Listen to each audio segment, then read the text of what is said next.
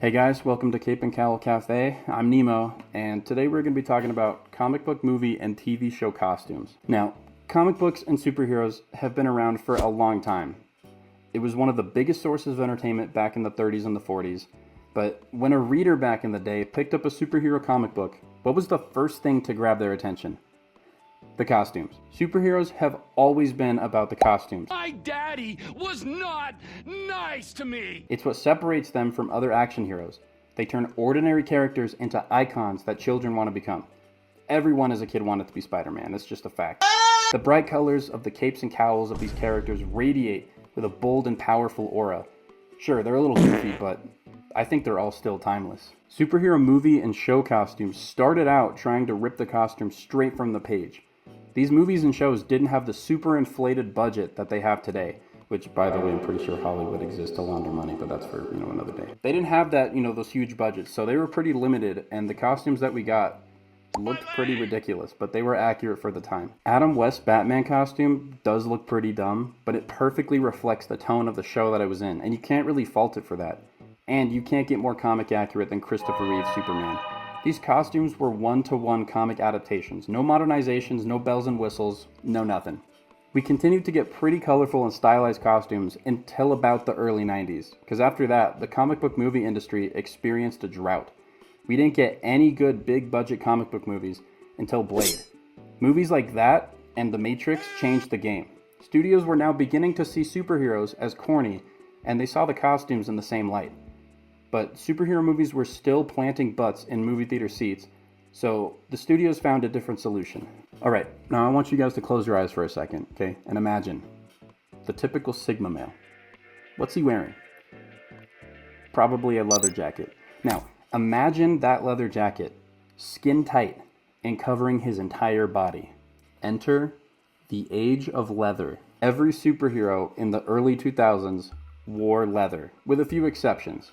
But you had the X-Men, Blade, Daredevil, Elektra, Bullseye, Catwoman, Hellboy, Ghost Rider, and for some of those characters the leather works, but the majority of the characters back in the 2000s wore leather regardless of what they wore in the comics. And yes, I know about the Grant Morrison X-Men run and their jackets, okay, don't attack me about that, but this black leather trend encouraged other movies to lose the color as well, even if they didn't use leather themselves. A few movies escaped this trend like Fantastic Four 2005 and Sam Raimi's Spider-Man movies. Thank the Lord. That would have been so funny to see Tobey Maguire running around in skin-tight, dark red and blue leather. But other movies suffered in more subtle ways from this trend, like Superman Returns, where Superman was wearing this garbage brown instead of the classic bright red. Batman Begins came along in 2005, and they ditched the color too. Because, Keaton's look was black, all black, yes, but it still had the yellow on the emblem to make the suit pop. The costume in Batman Begins drops all the color, and the whole thing is completely black to support the realistic tone. No gray, no yellow, and definitely no blue. I like to think that Batman Begins marked the end of the leather era, but the beginning of the realistic and militarized era. The mandate seemed to have been to pay homage to the comic books, but to make all the colors darker. Not every single costume in this era represented this design philosophy, but many did. And for the most part, I think a lot of these actually worked. Captain America's design in 2011 is the perfect blend of his comic book counterpart and World War II aesthetics. It worked for the character because he was actually fighting in World War II. Iron Man's armor works really well in the militarized, realistic style, and has some of the coolest suit-up scenes in all of superhero cinema.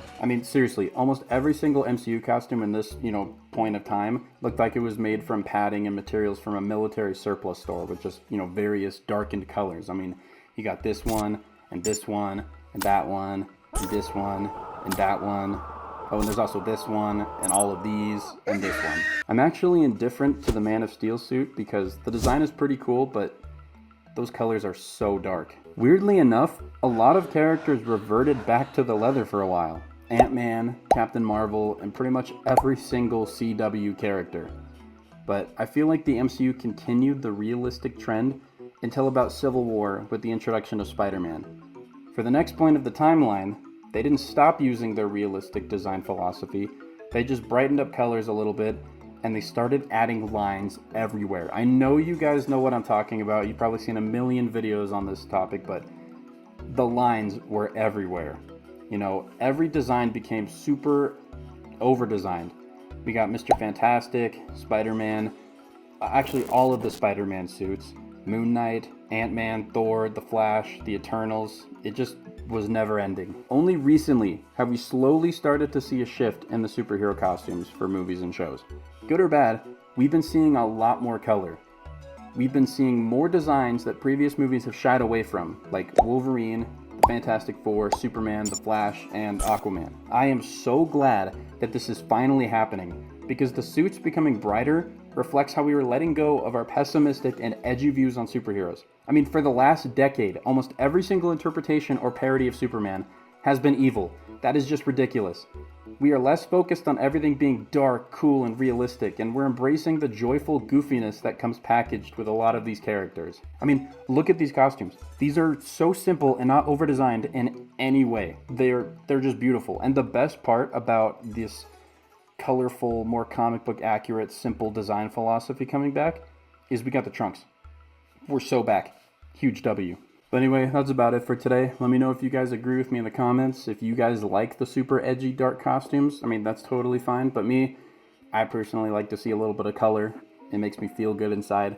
But yeah, drop your comments down below. If you have any ideas for any videos that you want me to make or things you want me to talk about, you can put them down there as well. If you guys want to like or subscribe, all that YouTube garbage, please go ahead by all means. But yeah, I'll see you guys later.